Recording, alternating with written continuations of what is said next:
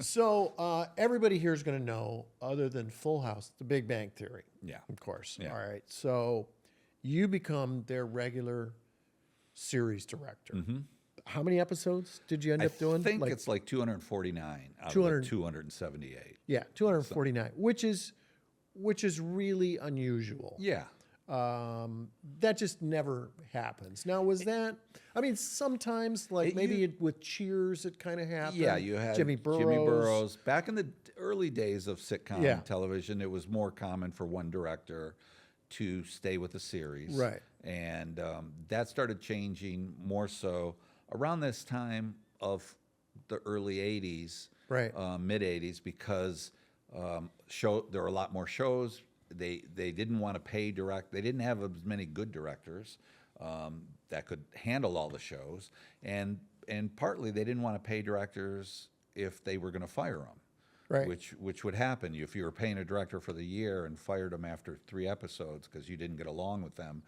You'd have to pay the director for It's the like whole a pro contract. Yeah, you'd have to pay him for the whole year. So they started. That's when they started. Oh, we'd hire a director for 3 episodes, another one for 3, and another one for 3, and we'd see which one worked, and if the cast got along with them, if the producers got along with them. You obviously got along with the Big Bang cast. Was that a Chuck Lorre decision? Did he ever come to you and just say, "Hey, Mark, I want you to," or was it kind of like one of the other showrunners, executive producers? No, it was Chuck. I mean, Chuck was the guy. The co-creator was Bill Prady, who was actually a Detroit native, and part of the reason we connected in the interview because he's a big Tiger fan, and we were talking about Tiger baseball. Yeah. And as we were going off about all sorts of things, we're the same age. Chuck Lorre sat there and looked at us, going, "What is wrong with you guys?" But then once I started doing the first year, again, multiple directors. I did the first 3 episodes.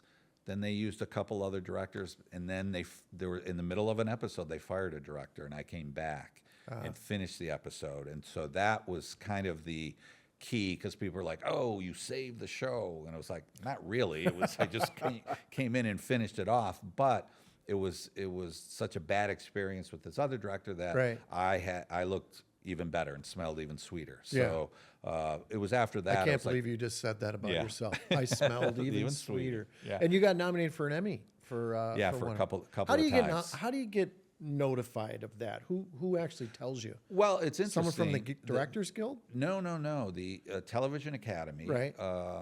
Actually, you go through the whole nominating process. You put in episodes. People look at it. Then other people vote on it, and they whittle it down to 5. At the time, it was 5 episodes. And the funny story about the very first time I was nominated, they announce it then. There's a big thing for the Academy Awards and the Emmys in the morning. They'll have big announcements of who's nominated. Yeah. And it goes out.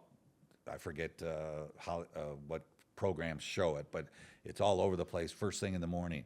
And I watched that morning, and it was like, oh, okay, I know this person got nominated, this person, whatever. And I was editing a pilot, working on a pilot at the time.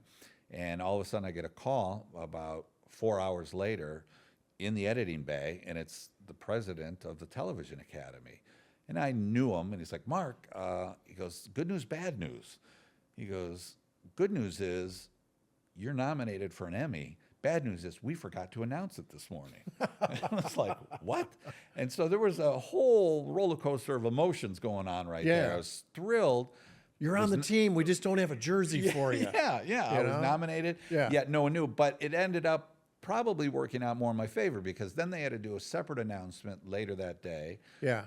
Apologizing, and that went out, so I had all my own time to be nominated, and the stories about me and how it happened, and so it ended up working out for the best. It's a heck of a run, man. Yeah. And you still keep in touch with a couple of the Big Bang people, right? Oh yeah, with quite a few of them. Yeah. I mean, the crew, my AD, some of the actors, Kayla Cuoco.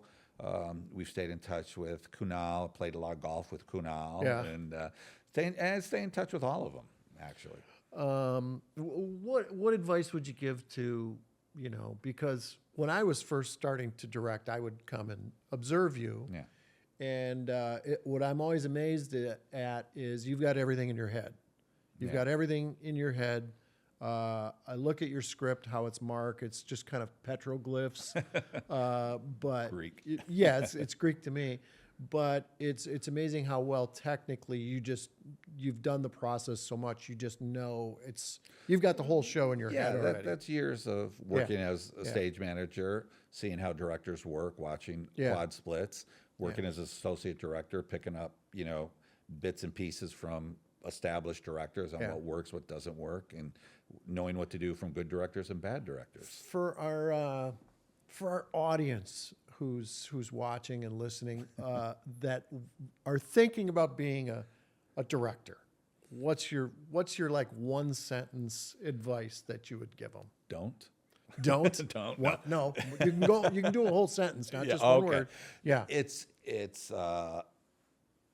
the one sentence is very tough. It's a tough business, and don't expect to have it handed to you. I guess that'd be the best way to put it. Yeah. Like you said, the good directors are people that pay their dues, spend their time in the trenches, learn the craft, and make the most of it. And we'll get a shot and then run with that shot. You get, part of it today is very easy. Anyone with their phone can make a movie and do an Instagram or TikTok This right thing. here. Yeah. I mean, Anybody can do it. set up a few cameras, you got a show. Yeah. But it's you just to take it to the next level. Yeah. It takes a little more than just Well, doing that. I always tell people, that I know you, that how hard you worked all the way up, and you hit every single rung on the ladder. I mean, you really worked hard. I'm proud of my friend. What's coming up? What shows are you working on? Cut it out. What's yeah.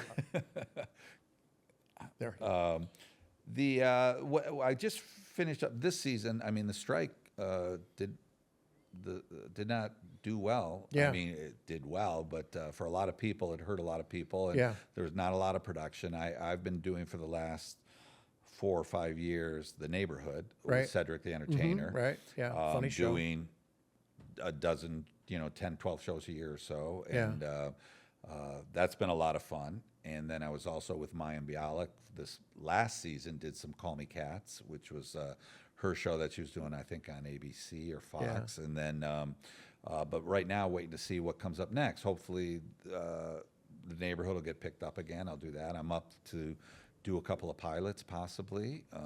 But everything's very slow right now because the strike slowed things down, and Yeah. they're going to wait till the fall to see if things pick up. Very few pilots were done. Pendulum will swing back. I hope it always so. Hope so. does.